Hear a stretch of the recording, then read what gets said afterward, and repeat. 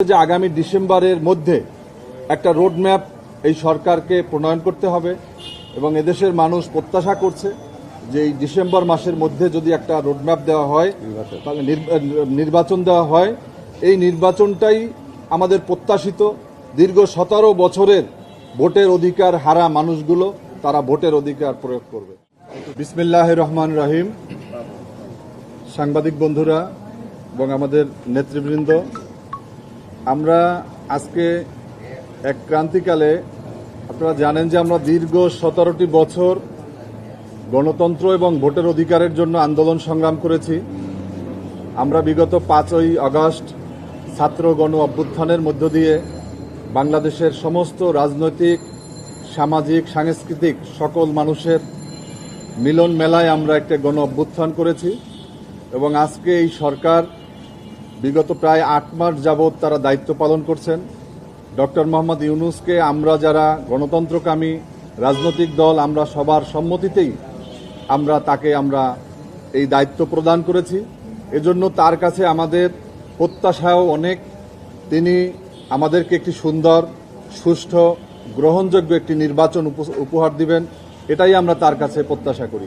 আপনারা জানেন যে অন্তর্বর্তীকালীন সরকার একটা স্বল্প সময়ের সরকার, একটা বিশেষ সময়ের জন্য বিশেষ সন্ধিক্ষণে গঠিত হয়।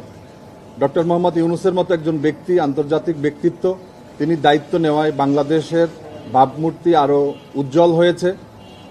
তেমনি আমাদের প্রত্যাশার জায়গাটাও অনেক বড় হিসাবে আমরা ধারণ করি। আমরা মনে করি যে তিনি একটি সুষ্ঠু, গ্রহণযোগ্য নির্বাচন দিয়ে তারপর দেশের মানুষকে ভোটের অধিকার ফিরিয়ে দিবেন।